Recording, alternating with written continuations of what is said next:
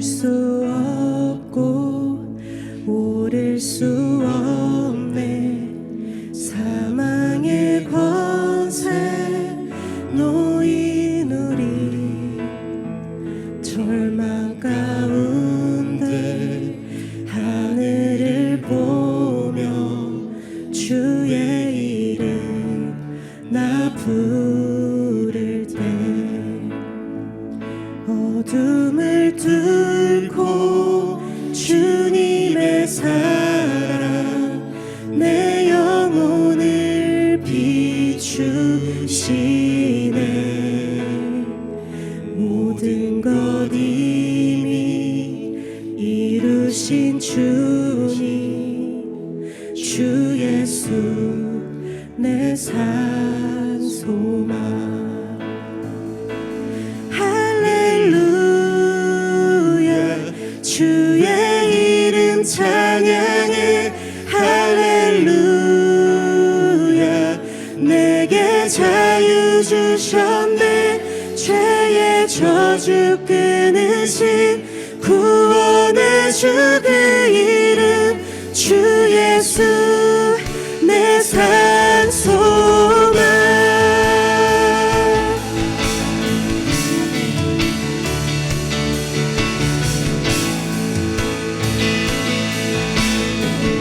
위대한 자비 위대한 자비 형언 못하며 한없는 은혜 표현 못해.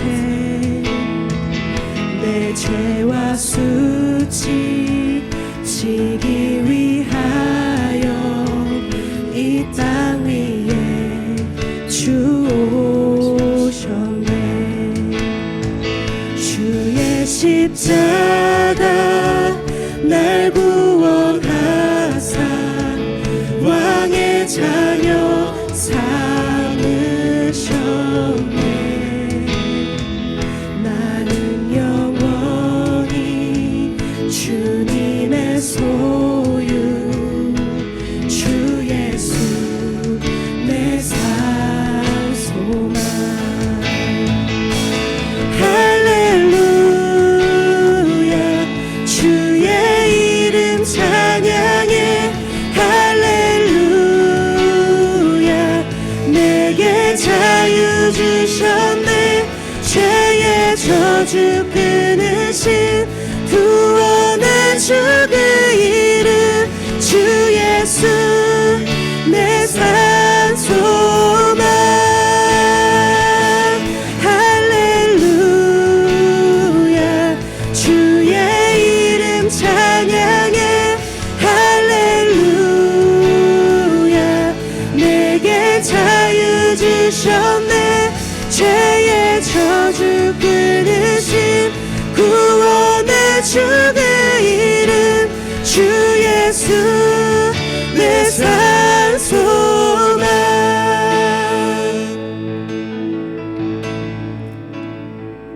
언약의 말씀 이루어진 아침 주님의 호흡 시작됐네. 죽음 이기신 유다의 사자 우리의 주 부활하셨네. 언약의 말씀 이루어진 아침 주님의 호흡 시작됐네. 죽음 이기신 유다의 사자 우리의 주 부활하셨네. 예수 주 승리하셨네.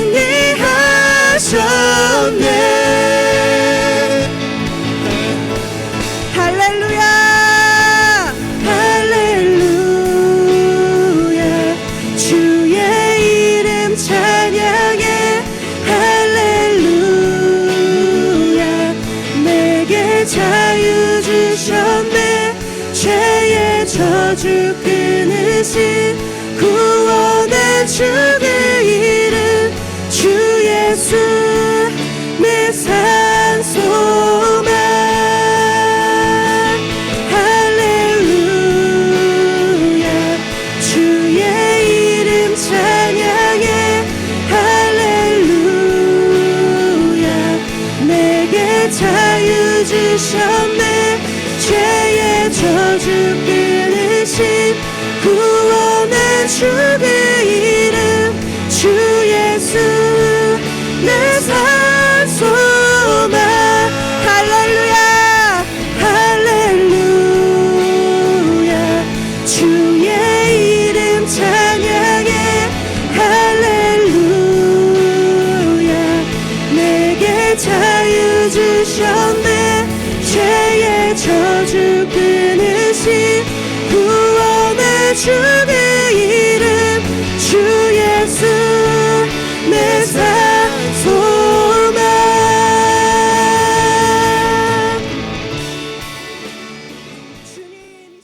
오늘 오는 영적 전쟁은 분별이 중요하다 하는 제목으로 은혜를 나누겠습니다. 요한일서 4장 1절입니다. 오전보다 더 많은 것 같으네. 오전에 참석 못 하셨는데 오셨다. 좀 있네. 총현 집사님들은 왜? 교사였기 때문에. 교사들이 다 오후에는 돌아오니까. 네, 이해했습니다. 네, 같이 읽겠습니다. 사랑하는 자들아, 영을 다 믿지 말고 오직 영들이 하나님께 속하였나 분별하라. 많은 거짓 선지자가 세상에 나왔습니다. 아멘. 이게 이제 거짓 선지자에 대한 그 어떤 경고가 성경에 좀 자주 나와요.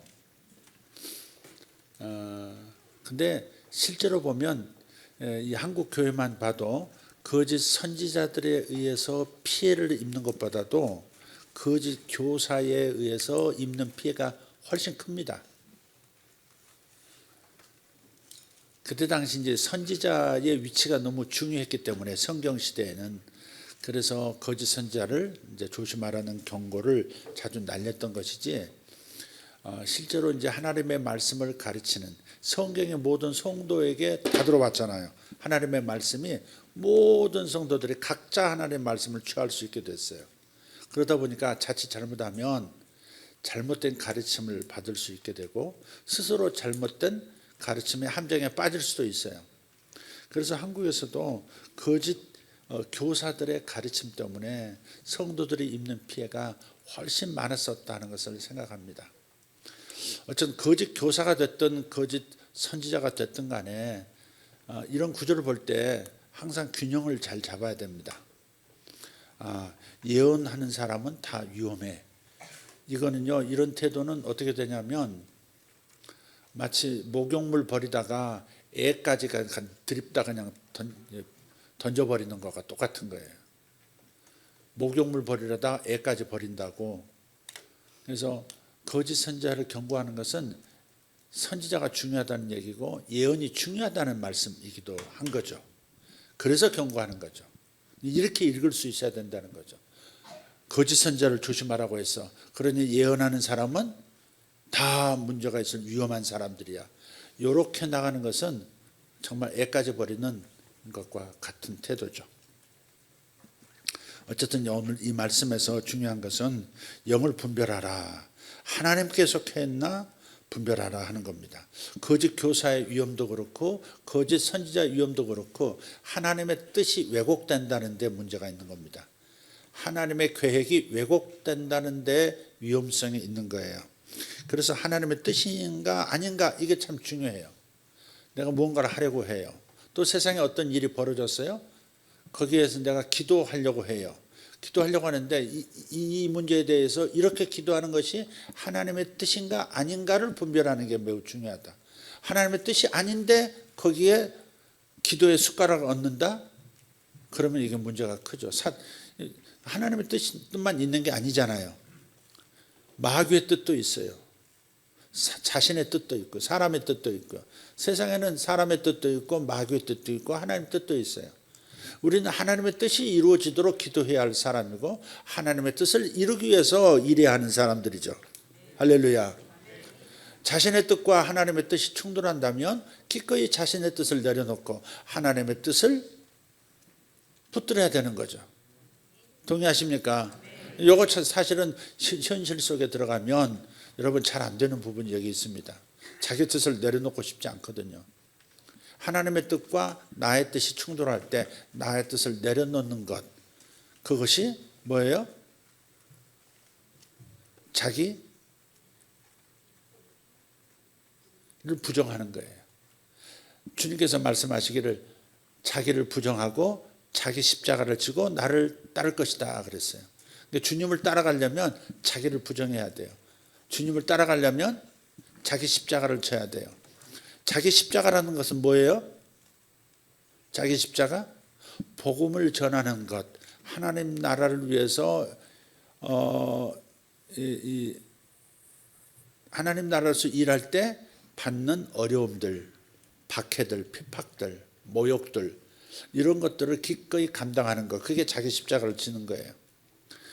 집안에 무슨 어려운 일이 생기면 이건 내 십자가야. 자기가 만든 벽이에요. 그 벽을 바라보면서 이건 십자가야. 이렇게 생각해서는 안 돼요.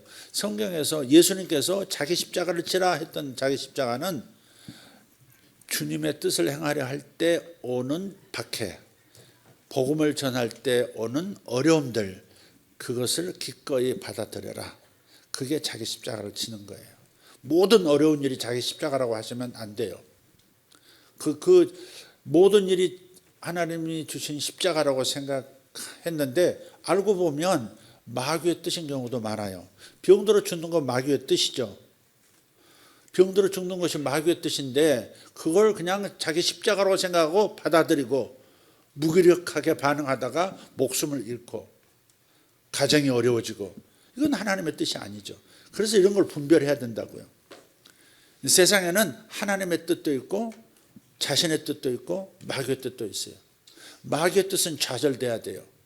자기의 뜻은 내려놔야 돼요. 우리는 오직 하나님 뜻이 이루어지는 그것을 바라는, 그것을 사모하는 사람들이 되어야 할 줄 믿습니다. 그래서 사탄도 자신이 이루고자 하는 그 뜻을 관찰하고 싶어 해요. 그래서 분별해야 하는 겁니다. 사탄은 그냥 자기의 뜻을 이룰 수 없어요. 사람을 통해서 이룰 수 있어요. 하나님도 사람과 함께 일하시기를 원하셨지만 영인 사탄도 사람을 통해서 자기 일을 이룰 수 있어요. 사탄 혼자서 사탄의 뜻을 이룰 수 없습니다. 이 땅에서는 반드시 사탄의 후손들, 사탄과 뜻이 맞는, 죽이 맞는 사람들을 통해서 사탄의 뜻은 이루어지는 거거든요. 그래서 분별이 필요하다. 영적 전쟁을 한다는 것은 결국 사탄의 세력과의 싸움을 말하는 건데, 그런데 우리가 분별하지 못하고 사탄의 뜻에 맞는 것을 기도하고 있다면, 시도하고 있다면 매우 위험한 상황이 되는 거죠. 그래서 성경 말씀에 하나님의 뜻이 이루어지도록, 오직 하나님의 뜻이 이루어지도록 기도하라 말씀하십니다. 마태복음 6장 10절에 보면 나라가 임하시오며 뜻이 하늘에서 이루어진 것 같이 땅에서도 이루어지이다 그랬어요. 하나님의 뜻이 하늘에서 이루어졌어요. 영의 세계는 하나님의 뜻이 이루어진 줄 믿습니다. 그 뜻들이 하늘에서 이루어진 것처럼 땅에서도 이루어지도록 기도해야 하는 사람들, 그 뜻이 이루어지도록 행동해야 하는 사람들이 우리 그리스도인이다 하는 거 꼭 기억하고, 그러자면 우리가 이것이 하나님의 뜻이 맞는가 하는 것을 분별하는 것, 이것이 우선 중요하다 하는 겁니다. 그렇게 확실하지 않으면 승리를 장담할 수가 없어요. 기도의 승리를 감당할 수가 없어요. 병이 낫는 것이 하나님의 뜻인가 아닌가 확신하지 못하면 어떻게 돼요? 확실한 싸움이 불가능해요. 이기는 싸움을 할 수 없어요. 어떤 사람들은 하나님 뜻을 너무 남용을 해요. 하나님께서 뜻이 있으셔서 저에게 이런 병을 주셨습니다. 이런 사람들. 하나님이 당신의 자녀들에게 무슨 병을 줘서 당신의 뜻을 이루어. 하나님 그렇게 무기력한 분이세요? 아니잖아요. 하나님 그렇게 무기력한 분이 아니세요. 사람에게 병을 줘서 당신의 뜻을 이룬다? 그거는 성경에 있지 않은, 결코 성경적이지 않은 그러한 생각이죠. 만약에 하나 병이 지금 내가 병이 생긴 것이 하나님 뜻이었다면 그건 병원에도 가지 말아야지. 뒤져야지 그냥 그러고 있다가. 병 들어서 죽는 게 하나님 뜻이면 그냥 가만히 있지 왜 살려고 몸부림을 해요. 병원은 가면서 하나님이 나를 어디에 쓰시려고 이 병을 주시고, 그건 전혀 다른 생각이에요. 그래서 이것이 분별이 분명해야 된단 말이에요. 성경에 병에 대해서 말씀하시는 것은 분명하거든요. 하나님께서는, 우리 예수님께서는 생명을 주고 더 풍성히 얻게 하려 하는 뜻이 있으실 뿐이에요. 그러면 병 들어서 죽어가는 것, 병 들어서 무력하게 살아가는 것은 뭐예요?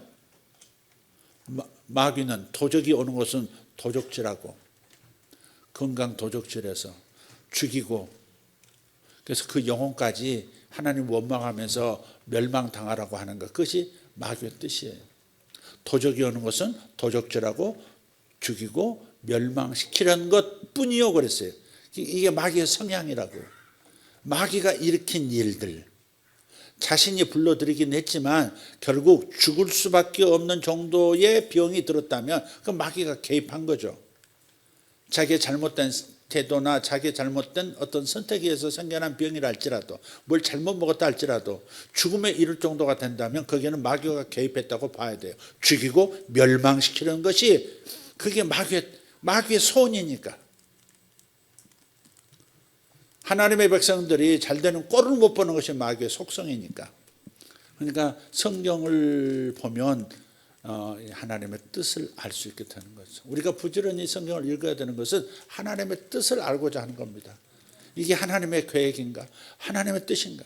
하나님의 뜻, 하나님의 목적, 하나님의 계획, 하나님의 의도 다 같은 말이에요. 하나님의 뜻, 계획, 목적, 의도 다 같은 뜻이에요. 이게 하나님의 의도인가? 하나님의 계획인가? 하나님의 뜻인가? 이걸 분명히 하지 않으면 제대로 된 싸움을 싸울 수가 없는 거예요. 이기는 싸움을 할 수가 없다 이 말이죠. 그래서 분별이 중요하다. 근데 분별은 어디서 출발한다?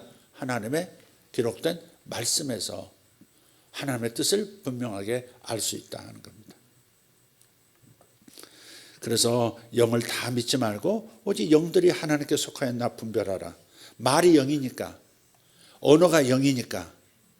그래서 이 말이 과연 하나님께 속한 건지 아니면 마귀에게 속한 건지 아니면 사람에게 속한 건지를 분별해야 된다. 분별이 마지막 시대는 정말 중요합니다. 대이란 전쟁에서도 이란이 패배하고 미국과 이스라엘이 승리하도록 기도하는 것이 맞는가? 이게 하나님 뜻인가? 아닌가? 이것도 분별해야 됩니다. 분별할 이유가 분명히 있습니다. 왜? 우리는 하늘에 속한 사람들이기 때문에 우리가 어느 나라가 이겨야 된다라고 생각하고 무작정 영적 전쟁에 뛰어들어서는 안 되죠. 이란이 이겨야 된다? 이란이 억울하다? 이건 정의가 아니다 그러면서 이란 편을 드는 기도를 한다든지, 아니면 반대로 이스라엘이 맞다, 미국이 옳은 선택을 한 것이다 라고 생각하면서 무작정 기도하는 것, 곧바로 들어가서는 안 되는 거예요. 원래 분별해야 되죠. 왜? 우리는 하늘에 속한 사람들이에요. 하나님 나라는 이 세상에 속하지 않았다고 주님 말씀하셨어요. 내 나라는 이 세상에 속하지 않았다. 이 나라 저 나라 뭐 이런 식으로 그렇게 속해 있지 않다. 이 땅의 나라들과는 다른 존재가 바로 하나님 나라다 그러셨어요. 그러면 하나님 나라의 뜻이 이루어지도록 기도해야 되는 입장에서 항상 하나님 뜻이 뭔가를 봐야 되죠. 그런데 그게 어디 있다고요? 성경에 있다고요. 성경을 보면 이란 전쟁에 대해서도 성경은 말씀하고 있는 부분들이 있어요. 지난 수요일, 금요일 이틀에 걸쳐서 연달아서 중동 전쟁에 대한 이 성경적 관점을 우리 나눴으니까 꼭 안 들으신 분들은 꼭 한번 들으시면 좋겠습니다. 그래야 같이 기도할 수 있고 같이 전쟁할 수 있고 같이 승리를 맛보고 같이 하나님 뜻이 이루어지게 하는 거니까. 자, 우리는 어디서 출발해요? 성경에서 출발해야 돼요. 아침에도 잠깐 언급했지만 창세기 3장 15절 사탄에게 하나님께서 저주하시는 장면이 나오잖아요. 여인의 후손이 사탄 너의 머리를 밟을 것이고 너는 여인의 후손의 발뒤꿈치를 상하게 할 것이다. 머리를 짓밟히는 거하고 발뒤꿈치 상처 입히는 거하고 어느 쪽이 타격이 더 커요? 머리 밟히는 게 타격이 크죠. 이 두개골이 깨지면 끝나는 거잖아요. 그죠? 발뒤꿈치를 상처 입히는 거. 마귀는 결국 누구예요? 여인의 후손은 누구였죠? 예수님이시죠. 또 예수님만이 아니에요. 예수님이 이 땅에 오실 수 있도록 하나님의 아들께서 이 땅에 오실 수 있도록 길을 마련한 모든 존재들이 여인의 후손인 거예요. 여자의 후손. 그리고 거기서 나오는 말씀은 뭐예요? 여자의 후손과 너의 후손, 즉 사탄의 후손이 원수가 되게 하겠다 그랬어요. 그래서 사탄은 그리스도인을 보면 혹은 구약 성도인 이스라엘 유대인을 보면 분노하는 거예요. 그래서 세상에 항상 역사 속에서 이 시대만 그런 게 아니에요. 반유대주의가 그렇게 극성을 피우는 거예요. 저 스페인에서 포르투갈 같은 데에서 유대인 박해가 재산 다 뺏기고 유대인들이 좀 살만하고 정착하면 또 그거 다 뺏고 내쫓습니다. 모함에서 내쫓습니다. 이런 전염병이 온 건 유대인 때문이다. 뭐 해가지고 유럽에서 살 수가 없으니까 이 사람들이 나중에 어디로 도망? 네덜란드로 도망갑니다. 네덜란드가 개신교 그때 당시 그 종교 개혁이 일어나면서 그 이 위구르가 아니고 위그노들이 네덜란드에 다 집결했었거든요. 그러니까 거기 가면 유대인들이 살 수가 있는 거예요. 또 종교적으로 좀 관대한 쪽이 이제 인도였거든요. 모든 종교를 포용한다 해가지고 인도의 유대인들이 많이 또 정착을 했었고요. 중국으로도 갔었죠. 중국에 가서 그 유대교가 어떻게 발전해? 그 기독교도 그렇고 유대교도 그렇고 중국에서 또 많이 정착을 했죠. 경교라 그러죠. 경교. 기독교의 흔적이죠. 그러니까 이런 이 반유대주의 같은 것들, 그건 사탄의 후손들의 역사란 말. 사탄과 사탄의 후손. 사탄의 후손이라면 사탄의 동의에서 하나님의 아들이 이 땅에 오시지 못하도록 가로막는 세력. 그게 사탄과 사탄의 후손이라 그랬어요. 그러면 지금 이 시대 예수님이 이 땅에 이미 오셔서 구속사역을 다 이루셨는데 지금은 여인의 후손, 여자의 후손이 없는가? 그렇지 않아요. 지금 교회는 다시 오실 예수 그리스도의 길을 준비하는 거예요. 오늘 아침 찬양했다. 마라나타. 주님 오실 길을 마련하자. 주님 오실 길을 만들자. 그 찬양했죠. 마라나타. 예수의 오실 길을 마련하자. 그래서 지금도 여자의 후손에 대한 예언은 지금 이어지고 있는 중이에요. 자, 이런 관점. 하나님의 나라는 하나님의 아들이 왕이 되시고 하나님의 아들께서 이 땅에 오시도록 하는 사람들. 그게 여자의 후손이다. 그렇다면 그게 하나님 나라다. 그렇다면 이란과 이스라엘, 미국의 전쟁을 보면서 어떻게 여인의 후손, 여자의 후손으로서 기도할 것인가 이거죠. 그럼 이란의 그 수뇌부들은 사탄의 후손의 위치에 서 있었는가, 여자의 후손의 위치에 있었는가, 그것도 봐야죠. 아브라함의 후에 그 유대인을 가장 극도로 미워하고 이스라엘을 지도에서 지워버리겠다. 작은 사탄 이스라엘을 멸망시켜야 된다 했던 것들이 지금 그 시아파 종주국이라고 하는 이란의 하메이니 정권이었잖아요. 그들을 제거하는 것은 우리가 동의해야 합니다. 아침에도 잠깐 말씀드렸지만 얼마나 악한 정권입니까? 자국민을 시위를 한다고 4만 명 가까운 사람들을 다 쏴 죽이는 그런 정권이 정상적인 정권입니까? 아니잖아요. 그건 제거돼야 되죠. 그런 면에서는 정당성이 있다. 그러니까 미국이 정당하다가 아니라 하나님 나라 관점에서 이런 세력들은 없어지는 게 맞다. 그러나 이란 국민들에 대해서는 우리는 끊임없이 그들을 긍휼히 여기고 그들의 안에 구원 사역이 일어나도록 기도해야 된다. 이게 하나님 나라의 관점에서 우리가 이란과 이스라엘, 미국의 전쟁을 좀 봐야 되는 틀이죠.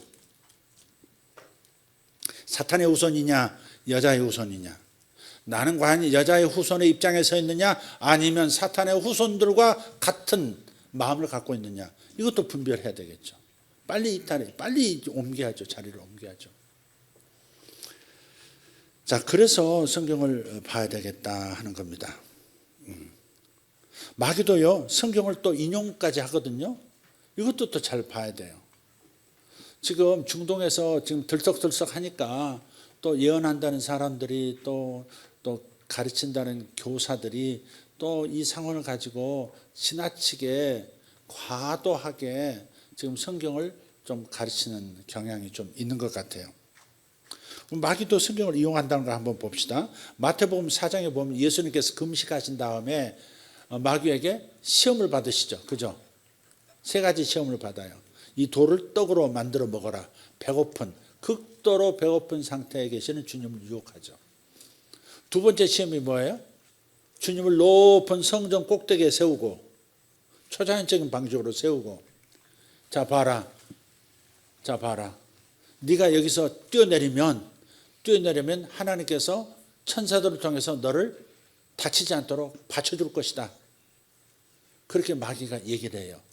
그럼 그 장면 한번 읽어볼게요. 마태복음 4장 5절 7절. 이에 마귀가 예수를 거룩한 성으로 데려다가 성전 꼭대기에 세우고 이르되 내가 만일 하나님의 아들이거든 뛰어내리라. 기록되었을 때 그가 너를 위하여 그의 사자들을 명하시리니 그들이 손으로 너를 받들어 발이 돌에 부딪히지 않게 하리로다 하였느니라. 마귀가 한 말이에요. 마귀가 기록되었을 때라고 하죠. 성경을 아는 사람들에게는 성경을 가지고 유혹할 수도 있어요.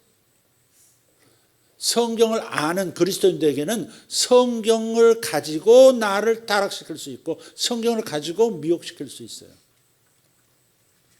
에덴 동산에서도 그랬죠. 하나님의 말씀을 들었죠. 아담은. 그리고 아내에게 그 하나님의 말씀을 전했죠. 선악과에 대한 태도를 어떻게 하라고. 이렇게 하나님의 말씀이 있는 사람에게는 하나님의 말씀을 왜곡시켜서 타락시키는 거예요. 잘못된 기도를 하게 하고 잘못된 행동을 하게 하는 거죠. 그랬듯이 예수님이 사탄을 직접 대면하는 최초의 순간입니다. 이게 그 전에 가룟 유다 안에 들어가서 가룟 유다를 통해서 베드로를 통해서 예수님을 공격한 적은 있지만 예수님께서 직접 페이스 투 페이스 얼굴과 얼굴을 대면하면서 지금 만나는 이 장면은 이 역사 속에서 처음이란 말이에요. 그런데 성경을 인용해서 성경을 아시는 예수님을 향해서 성경을 인용해서 지금 미혹하고 있는 거예요. 그래서 마귀는 시편 91편 11절 12절을 가지고 예수님께 유혹합니다. 시편 91편 읽어볼게요. 그가 너를 위하여 그의 천사들을 명령하사 내 모든 길에서 너를 지키게 하심이라. 그들의 손으로 너를 붙들어 발이 돌에 부딪히지 아니하게 하리로다. 아멘. 지금 하나님께서 당신의 백성들을 모든 길에서 지켜주신다고 하신 말씀이거든요. 그래서 하나님께서 붙들어서 심지어 길을 가다가 발이 돌에 부딪히지 않도록도 해주겠다. 이 말씀을요 왜곡시켜서 침소봉대 과도하게 해석해서 예수님을 미혹하는 거죠. 여기서 뛰어내려봐. 그러면 어떻게 해요? 발이 돌에 부딪히지 않게 하겠다고 하셨지 않냐. 너 안 죽을 거야. 그럼 사람들이 너를 어떻게 생각하겠어? 위대한 사람, 능력자가 나타났다고 하지 않았겠어? 아니 저 높은 곳에서 뛰어내렸는데 털끝 하나 다치지 않았다? 사람들은 너를 얼마나 우러보며 너를 따르겠어? 이렇게 유혹한 거죠. 근데 말씀을 잘 읽어보면 그 말씀이 아니거든요. 천사들을 명령해서 보호한다는 말씀을 맞아요. 그러나 길을 가다가 발이 돌에 부딪히지 않도록 해주셨다고 하신 말씀인데 뛰어내려도 안 죽을 거다. 이렇게 하신 말씀이 아니잖아요. 그러니까 이거를 말씀을 왜곡시켜서 예수님이 뛰어내리도록 예수님을 극도로 쇠약하신 상태거든요. 지금 40일 금식. 우리 금식을 해보면 처음 한 일주일까지 막 심하게 배가 고프고 막 냄새 나고 막 무릎이 쑤시고 굉장히 힘들잖아요. 그냥 일주일 넘어가고 10일 넘어가면 이제 아픈 것이 없어져요. 배고픔도 그렇게 없고요. 근데 한 40일 정도 되면 진짜가 배고플 때가 와요. 처음에 한 긴 시간 배고프다가 배고프지 않다가 마지막에 배가 고파요. 그때는 모든 영양이 다 떨어진 거예요. 몸에서 동원해서 지탱할 수 있는 에너지가 1도 없는 거예요. 그때는 배고파요. 그때 안 먹으면 정말 죽거든요. 그냥 주님이 굉장히 쇠약한 40을 금식했다고 생각해 보세요. 외모로 보면 해골만 남은 상태죠. 그런 상태에서 돌을 가지고 떡을 만들어 먹어라. 너 하나님의 아들이니까 얼마든지 할 수 있잖아. 근데 그렇게 하실 수도 있죠. 주님 그렇게 하실 수 있는 분이에요. 돌로도 아브라함의 자손을 만드는데 떡을 못 만드시겠어요? 빵을 못 만드시겠냐고. 그러나 그것은 마귀의 말을 그대로 따랐으므로 마귀의 말을 순종한 자는 마귀의 종이 되느니라 하는 그 원칙에 따라서 예수님도 마귀 밑으로, 아담처럼 마귀 밑으로 들어가 버리게 되는 거죠. 그래서 그 일은 했어서는 안 되는 거죠. 그래서 주님께서 뭐라 그러세요? 또 성경으로 인용해서 말씀하세요. 마귀를 이기는 방법은 하나님의 약속의 말씀으로 이기는 거죠. 주 너희 하나님을 시험하지 말라 했느니라. 꺼져, 그렇게 말씀하시는 거죠. 그래서 그 시험을 이기셨고, 두 번째가 바로 이 부분인데, 이 부분도 마귀도 하나님의 말씀을 잘 알고 인용할 수 있다는 사실을 생각하면 우리가 얼마나 하나님의 말씀에 정통해야 되는가 하는 경각심을 불러일으키는 대목이에요. 마귀가 시편 97편을 끄집어다가 예수님이 뛰어내리도록, 사람이 쇠약해지면 혼미하면요 무슨 짓을 저지르기도 하잖아요. 들려지는 대로 뭐 행동할 수도 있고. 예수님이 그렇게 쇠약하신 상태였다고요. 자, 그래서 우리가 웨이크업 2016에서 기도 제목을 확 다 바꿨는데, 지금 네 번째 기도 제목을 보시면, 암중 세력이 성경의 예언을 빙자하여 자신들의 아젠다를 이루려는 악한 꾀가 분쇄되게 하소서, 그렇게 기록을 했습니다. 기도 제목을. 그래서 여러분 이 기도를 하셔야 돼요. 자신들이 세상을 움직이는 진짜 실력자들이다, 그런 세력이 있단 말이에요. 많은 사람들은 음모론이라 그래요. 그걸 음모론이라 그래. 그런데 음모론으로 치부되던 것 치고 시간이 지나면서 사실이 아닌 것이 거의 없습니다. 이 세상에 소위 자신들이 엘리트라고 하는 그 세력들이 세상의 미국 대통령도 꼭두각시처럼 움직일 수 있는 그런 실력자들일 수 있거든요. 별일이 다 생길 수 있습니다. 전쟁을 일으킬 수도 있고요. 전염병을 세상에 풀어놓을 수도 있고요. 무슨 짓든지 할 수 있어요. 자연재해도 과학기술을 통해서 일으킬 수도 있는 수준이거든요, 지금.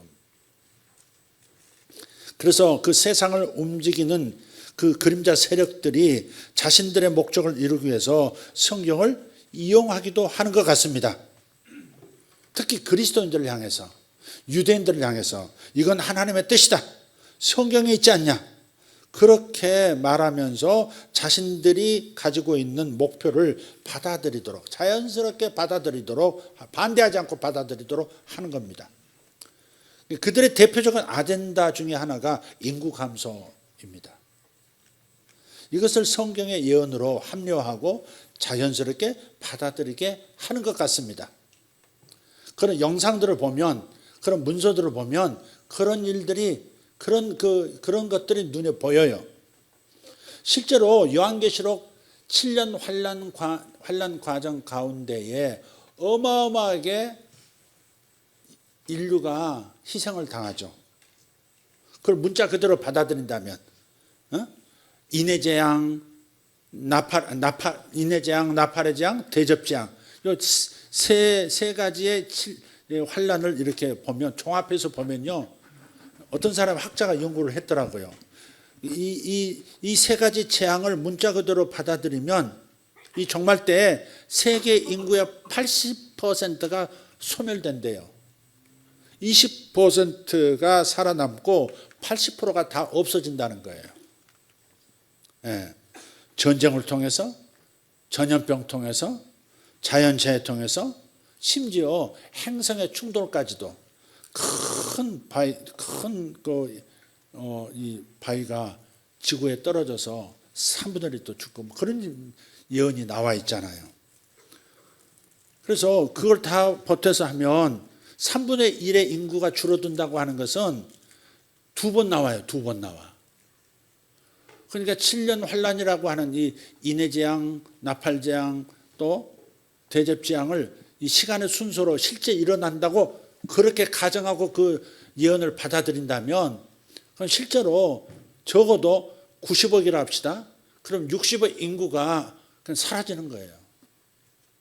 90억 중에서 60억 인구가 자연재해, 전쟁, 전염병 때문에 다 죽어 없어지는 거예요. 그러니까 요한계시록을 그렇게 잘못 읽으면 그렇게 무서운 거예요. 그렇게 실제 두려운 면이 있긴 있어요. 근데 그 두려움은 하나님을 경외하게 하는 두려움이지 그냥 일반적인 불안과 공포는 아니에요. 그러니까 성경을 잘못 읽으면 안 된다 하는 것을 그래서 늘 제가 강조하는 까닭이 거기에 있는 겁니다. 그래서 종말에는 이런 일들이 일어날 것이라고 여기 말하고 있지 않냐. 그러니까 반드시 그 일은 일어나게 된다. 아니 일어나야 한다라고 하면서 자신들이 꿈꾸는 그레이트 리셋이라든지 그런 아젠다를 이루려고 하는 겁니다. 실제로 전염병이 만들어진 전염병이잖아요. 뭐라고 코땡땡 만들어진 전염병이잖아요.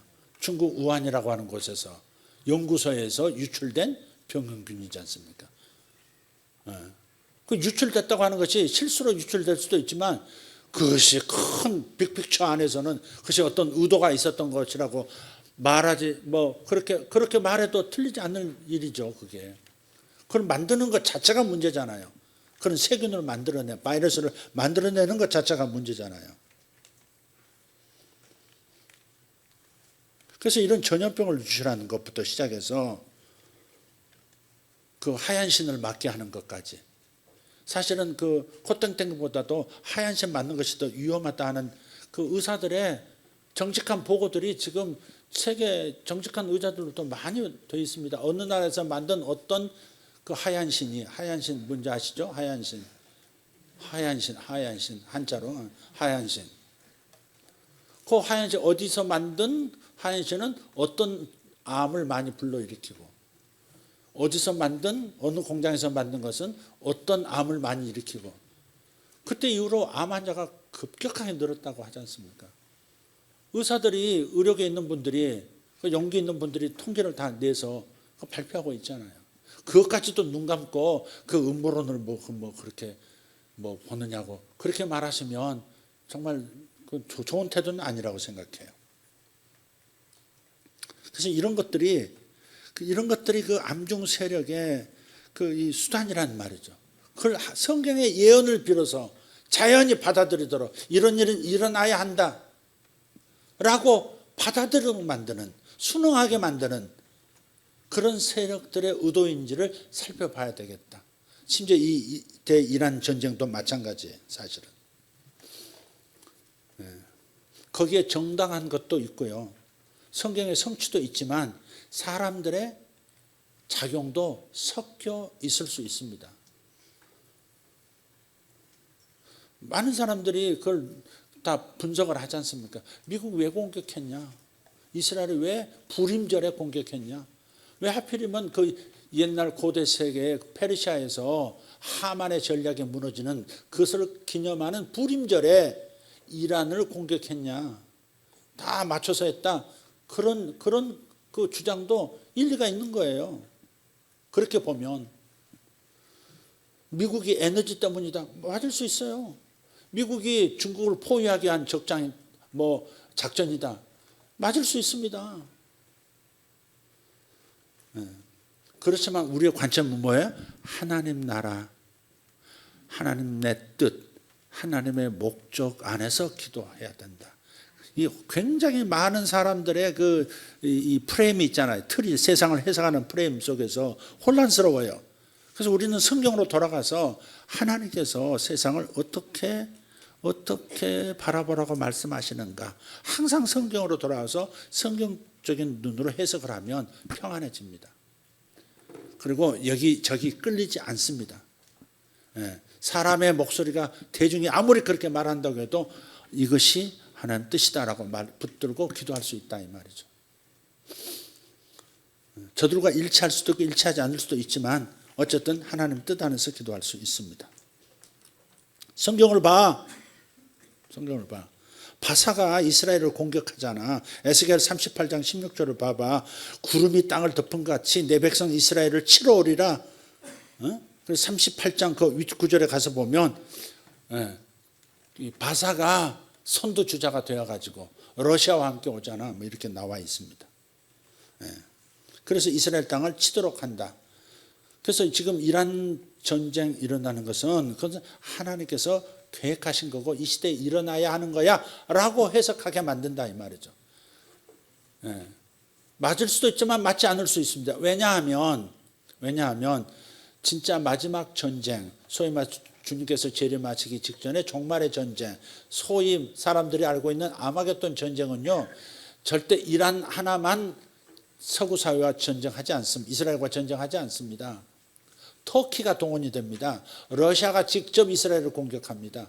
러시아가 대장이 되고 터키, 도갈마, 터키가 그 다음 연합하고 그 다음 구스, 바사, 즉 이란이 또 함께하고 그 다음에 구스, 저쪽 이디오피아입니다. 붓, 리비아입니다. 이런 나라들이 합당해서 사면에서 이스라엘을 공격하는 것, 그게 종말의 전쟁이거든요. 그런데 이란과의 전쟁만을 놓고 이것이 예언에 있으니까 이 일은 반드시 일어났어야 하는 거야 라고 해석하는 사람들도 있고 그렇게 사탄이 종용하고 있는 부분도 있다는 사실을 우리가 인식하면서 가야 된다, 판단해야 된다 하는 겁니다. 그러니까 하나님의 뜻이 이루어지는 것도 있지만 그러나 거기에 숟가락 얹은 사탄의 세력도 있을 수 있다. 그리고 이 배후에서 움직이는 사탄의 세력이면서도 이 땅을 임의대로 움직이고 세상을 통제하려고 하는 그런 세력들이 숟가락 얹은 것일 수도 있다라고 아주 복합적인 그런 그 움직임을 한눈에 이렇게 보면서 우리가 나아가야 제대로 판단하고 제대로 영적 전쟁에 기도를 할 수 있고 제대로 평안을 누리면서 살아갈 수가 있겠다 하는 겁니다. 인구 감소도 저들의 아젠다이긴 하지만 또 통제사회를 만드는 것도 아젠다예요. 많은 사람들이 그래요. 공산사회, 사회주의 세상에서만 통제 국가를 목표로 한다.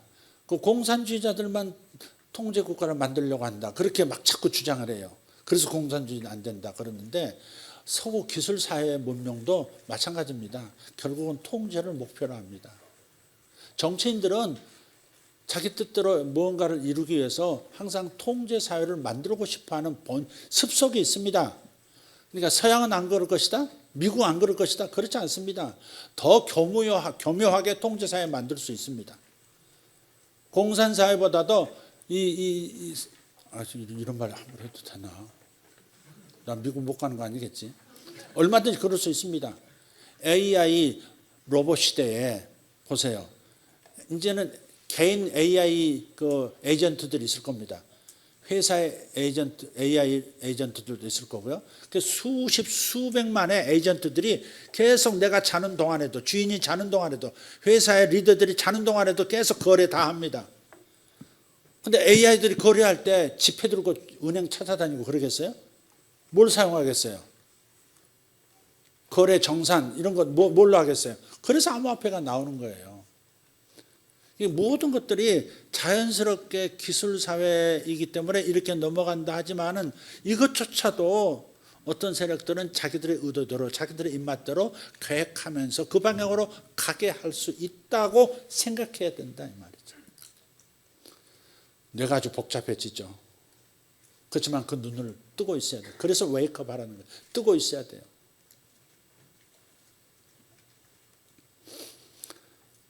그래서 이제 AI 로봇이 이제 뭐 생산 라인을 다 만들고 직업들을 다 뺏으면 이제 보통 사람들이 이제 빈주머니가 되죠.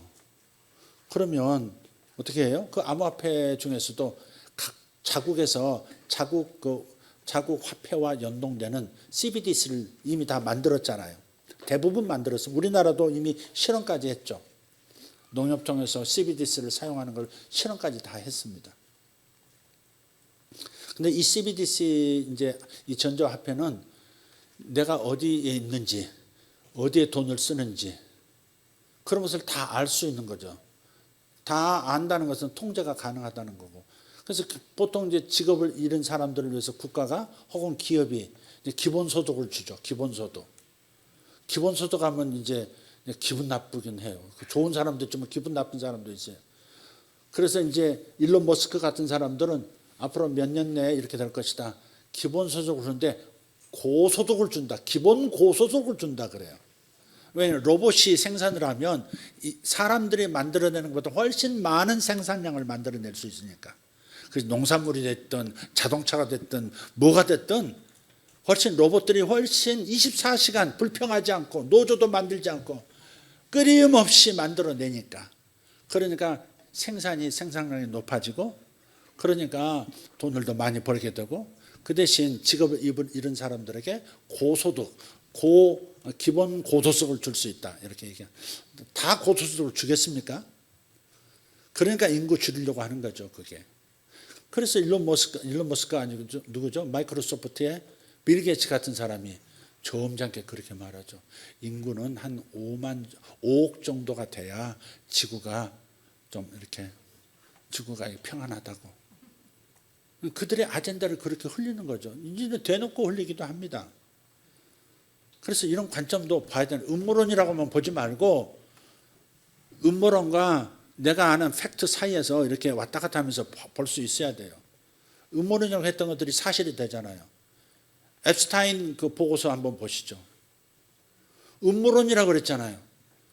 근데 그 권력자들, 그 연예계 스타들, 경제계 그 리더들, 그런 사람들이 인육 먹고, 뭐라 그러나 소아성애 그 어린 아이들을 대상으로 성적 갈취를 하고 그런 일들이 그냥 옛날에는 음모론이라 그랬다니까. 그러나 이게 사실로 드러나잖아요. 우리나라만 별로 조용하지 뭐 미국 같은 데 다른 나라 난리가 났습니다. 지금 그것 때문에. 어떻게 인육을 먹어? 옛날 고대 중국 사회도 아니고. 근데 그 소위 말해서 그 암중 그림자 세력이라는 사람들은 자신들을 그런 존재로 여기는 것 같아요. 옛날에 중세 사회에서 귀족들, 왕들이 우리는 다른 계급이야. 나머지 백성들은 다 그냥 우리가 죽으라면 죽어야 되는 개돼지, 우마, 소말처럼 그렇게 여기는 그런 의식이 있는 것 같아요. 그러니까 그런 파티도 하고 그런 짓을 벌이지. 그게 사실로 드러나고 있잖아요. 근데 거기에 끼지 않은 사람이 없을 만큼 하여간 그 영역에 높은 위치에 들어가면 마치 통과 의례처럼 그런 일이 있는 모양이에요. 그래서 음모론이라고 그렇게 사람을 그렇게 판단하지 말고 정말 우리가 깨어서 진실이 무엇인지 가능성이 몇 프로인지 이걸 보면서 하나님의 뜻과 사람의 뜻이 겹쳐졌는지 하나님의 예언된 뜻이 그런 그림자 세력에 의해서 오염됐는지 이것을 보면서 가야 할 때다. 심지어 예언한다고 하는 수많은 그 영향력 끼치는 분들도 있는데 그런 분들도 이렇게 언뜻 보면은 좀 이렇게 세력들의 이렇게 손을 탄 것 같다. 뭐 그런 생각이 좀 들어요. 별일이 다 있을 수 있습니다, 여러분. 심지어 주님의 재림을 방해하기 위해서 갑자기 어느 날 갑자기 외계인이 나타났다고 대대적인 모든 인류가 다 볼 수 있는 그런 쇼를 벌일지도 모릅니다.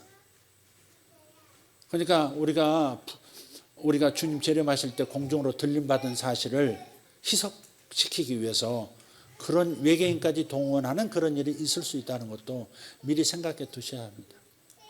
그리고 불과 몇 년 전부터, 한 5년 전부터, 한 5년도 아닙니다. 한 2, 3년 전부터 이상하게 뭐 이렇게 UFO니 뭐 외계인 얘기하면 음모론이라 그러고 그 벌 주고 갑자기 쥐도 새도 모르게 사라지기도 하고 그런 일이 많았거든요. 전부 차랍을 시켰어요. 그런데 몇 년 전부터 미국 청문회에서 당신 외계인 봤냐? 봤다. UFO 봤냐? 봤다. 지금 미국 어디에서 지금 그 격추된 그 UFO 가지고 연구해서 거기 물질도 개발하고 하고 있다. 이런 걸 미국 청문회에서 공개적으로 하고 있다고요. 어떻게 가겠습니까? 실제로 외계인 세력이 있었네. 이렇게 세상에 갑자기 등장할 수도 있습니다. 그럼 다 미혹되는 거죠. 사람의 기본 이 패러다임이 깨지면 얼마나 혼란스럽겠어요. 신앙을 가진 사람들은 아니 외계인도 있어? 그럼 예수님이 외계인 아니었어? 이렇게까지 타락될 수도 있거든요. 네, 그래서 이런 부분을 이제는 좀 얘기해야 되겠다. 나 이런 음모론 좋아하는 사람이 아닌데 이제는 얘기할 수밖에 없는 그런 때가 오고 있는 것 같습니다. 그래서 그 일자리가 없어서 가난해진 사람들에게 그런 기본 고소득 주겠다 하면서 그런 세상을 만들고 통제하는 거예요. 그러자면 대중이 돈이 없어야 되거든요. 돈이 없어야 국가가 나눠주고 기업이 나눠주는 그 돈을 가지고 말 잘 들으면서 그냥 협조하면서 갈 수 있거든요. 그야말로 SF 영화에서나 범직한 그런 세상이 지금 오고 있단 말이에요. AI 세상이 오고 있다고요. 이번에 이란을 공격했었던 그 이스라엘과 미국의 작전이 클로이라고 하는, 클로이가 맞죠?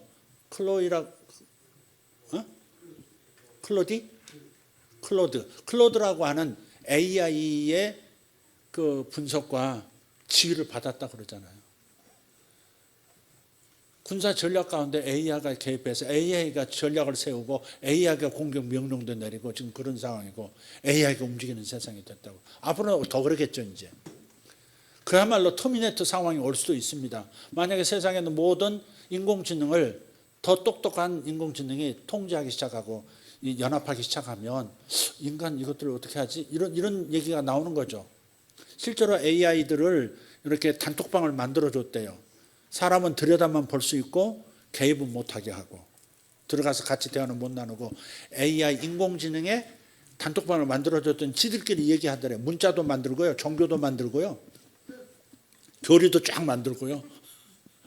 그러면서 나는 좀 섬찟한 게 뭐냐면 근데 한 AI가 이렇게 말하는 거 근데 이거 주인이 전기 끄면 우리 다 죽는 거야? 이렇게. 지들끼리 한 얘기예요. 사람들이 전기 꺼버리면 우리 다 죽는 거야? 이렇게 얘기하더라는 거죠. 그러면 어떤 결론까지 갈 수 있겠어요? 지금 AI는 명령하는 대로 다 하거든요. 근데 아니요, 그건 틀렸는데요 라고 하면서 거절하는 때가 오면 그건 이제 심각한 특이점을 넘어버리는 상황이죠. 지들끼리 그렇게 얘기하고 있는 거예요. 걔들이 정말 대책 세워야 되겠다, 행동해야 되겠다 그러면 이 로봇을 장착하면 무슨 일이 벌어질 줄 알겠어요. 그러니까 일론 머스크도 한 10년 전에는 이거 빨리 막아야 된다. AI 이거 개발하는 거 중지시켜야 된다. 무슨 법을 만들든지 해야 된다. 그랬거든요. 근데 얼마 전에 인터뷰하는 걸 들어보니까 그렇게 얘기하더라고요. 이제 늦었다고. 이제 말릴 수 없다고. 그렇게 얘기를 하더라고요. 아직 피부에 안 닿죠. 아직 피부에 안 닿죠. 그렇습니다. 그래서 지금 부자는 더 부자가 되게, 가난한 사람들은 더 가난하게 되어지는 그런 경제 구조를 오래전부터 만든 거죠. 연준과 함께 뭐가 이루어진 거예요? 전부 부자들이 더 부자 될 수 있는 구조거든요. 그게. 돈이 풀리면 어때요? 어디서 풀려요? 연준에서 돈을 찍어내면 어떻게 돼요? 그걸 미국의 중요 은행으로 가죠. 상업은행들 이렇게 가요. 그럼 그 정보를 누가 가장 빨리 접해요? 그 은행 근처에 있는 사람 세력들이라고요. 그 사람들은 먼저 대출을 받아가지고 집을 산다 합시다. 부동산을 산다 합시다. 강남 집을 산다 합시다. 지금 20억 하고 있는데 지금 쌀 때 산다고 강남 집들을 막 사기 시작합니다. 대출 받은 돈으로. 그러면 어떻게 돼요? 시간이 흐르면 흐를수록 강남 집값은 올라가죠. 30억, 40억 올라가요. 그러면 그 다음 단계에 있는 사람들, 은행권에서 좀 멀리 있는 사람들이 대출을 받아서 집 한 채 살려고 하면 강남 집은 살 수가 없는 거예요. 이미 가격을 올려버렸으니까. 이런 식. 그러다가 또 이제 금리를 올리면 싹 돈을 또 회수하죠. 그러면 뭐 빚을 내 가지고 집 샀던 사람들이 집 못 갚으면 어떻게 해요? 집 다 뺏기고 길거리에 내앉고, 가난한 사람은 더 가난해지고 부유한 자는 계속 부유해지고, 그 정보와 그 접근성을 가지고 부자는 더 큰 부자가 되는 거죠. 그래서 이렇게 양극화가 이렇게 되는 K자 성장이라고 그러잖아요. 부자는 더 부자, 가난한 자는 더 가난한 자. 그러면 세상을 어떻게 통제할까? 돈을 가지고 있는 사람들이 돈을 가지지 못한 다수 대중에 대해서 통제가 가능해지는 거죠. 먹을 걸 주는데, 살 돈을 주는데 무슨 따르지 않을 방법이 있습니까? 그러니까 공산주의자만 통제 사회를 만들려고 한다? 그렇지 않다. 서구도 마찬가지다. 앞으로 그럴 것이다. 그래서 우리가 그런 상태가 되지 않기 위해서 우리 좀 경제 처신을 잘 해야 된다 하는 겁니다. 어쨌든 오늘 메시지 핵심은 영적 전쟁을 우리가 위해서 하나님 뜻이 이루어지도록 기도하고 있는데, 여기에 암중 세력이 가지고 있는 그런 예언을 빙자해서 숟가락을 얻는 그러한 일들도 같이 분별하면서 엉뚱한 기도하지 않도록 조심하자 하는 뜻에서 이 말씀을 나눴습니다. 마귀는 성경을 이용하기도 한다는 거 꼭 기억하고, 우리가 그래서 하나님의 말씀을 내가 이해한 것조차도 의심해 볼 때가 있어야 되는 거죠. 내가 잘 이해했는가? 내가 정확하게 판단했는가? 이것도 봐야 되는 거죠. 좀 어지러운 얘기 좀 했습니다만은 한 번은 얘기해도 괜찮을 것 같습니다. 자, 분별과 함께 영적 전쟁의 승리를 위한 또 다른 조건들도 있긴 있는데 요거는 다음에 하도록 하겠습니다. 영적 분별, 영적 전쟁은 분별이 중요하다. 다시 한번 본문 읽고 마치도록 하겠습니다. 사랑하는 자들아, 영을 다 믿지 말고 오직 영들이 하나님께 속하였나 분별하라. 많은 거짓 선지자가 세상에 나왔습니다. 거짓 선지자는 교회만 있지 않습니다. 종교의 영역에만 있지 않습니다. 거짓 선지자는 정치 영역에도 있을 수 있고 기술 영역에도 있을 수 있고, 그렇습니다. 그래서 예술 영역에도 있을 수 있고요. 그래서 항상 우리가 분별지심을 가지고 살아야 되겠다. 오늘 기도는 그렇게 합시다. 하나님, 잘 분별의 영을 저에게 주십시오. 성경에 보면 성령의 9가지 은사가 있는데 영분별의 은사가 있습니다. 모두가 영분별을 잘 해야 되지만 영분별의 은사를 받은 사람들이 있어요. 그런 사람들, 영분별의 은사 받은 사람들이 이 시대는 많이 필요해요. 어느 영역이든 분별력 있는 사람, 이게 하나님의 역사다, 이게 마귀의 역사다. 여러분 자신도 잘 분별하셔야 돼요. 자꾸 기도가 점점 싫어지고 기도가 안 되고 기도하는 시간도 없어지고 그런다면 그 마귀의 역사할 수 있습니다. 그 마귀의 역사는 꼭 그 뱀 있잖아요. 뱀, 구렁이가 저 먹이를 이렇게 먹는 거 탈취할 때 하고 비슷해요. 기도는 호흡이잖아요. 기도는 호흡이라 그러잖아. 근데 호흡을 못하게 하는 게 뭐냐 이거죠. 구렁이는 어떻게 해요? 먹이를 보면 독사는 탁 물어요. 이렇게 탁 물고 물러서요. 독을 주입한 다음에 딱 물러서서 지켜봐요. 쭉 뻗으면 그때 머리부터 삼키죠. 그런데 독이 없는 보통 그 뱀들, 보통 구렁이들은 감죠.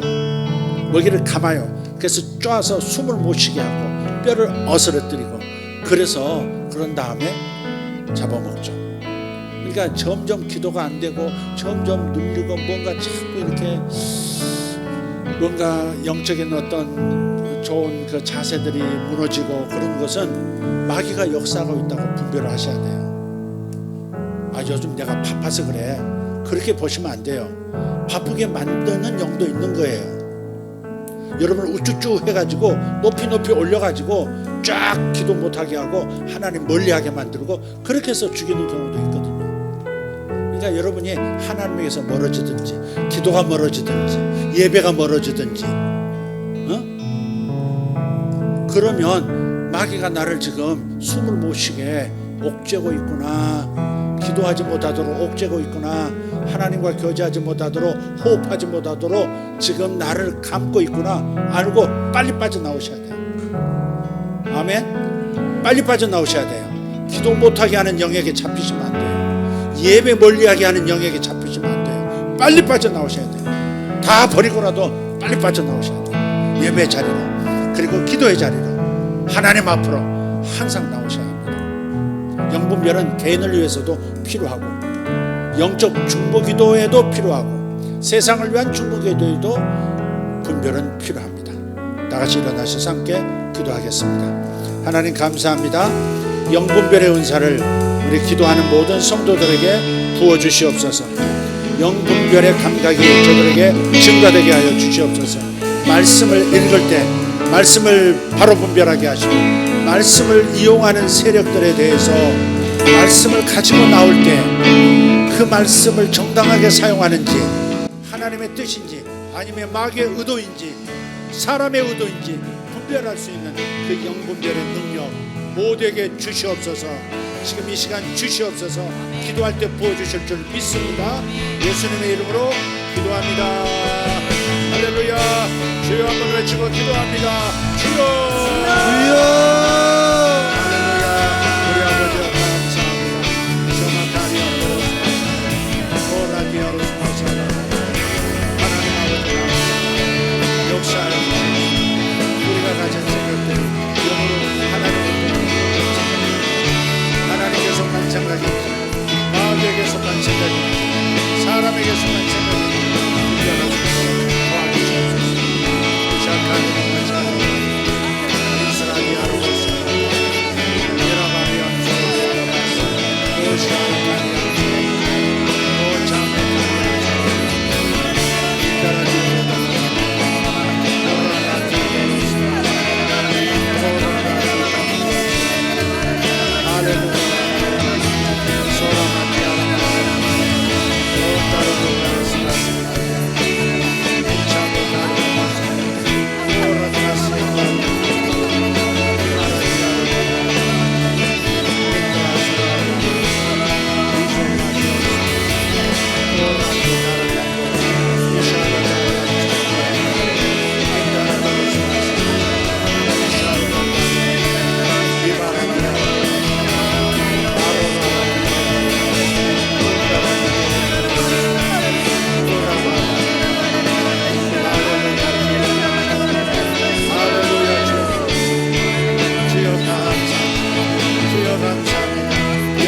분별하는 눈을 주시옵소서. 영을 분별하는 은사를 부어주시옵소서. 영분별의 은사를 주시옵소서. 아버지 하나님의 말씀을 밝게 하는 계시의 영으로 채워주시옵소서. 영분별할 수 있도록 도와주시옵소서. 성도들이 이 말씀을 통해 영을 분별하게 하시고 성령님의 도우심으로 영을 분별하며 전진할 수 있도록 주님 도와주시옵소서. 살아계신 하나님, 살아계신 그 아버지, 전하니까요.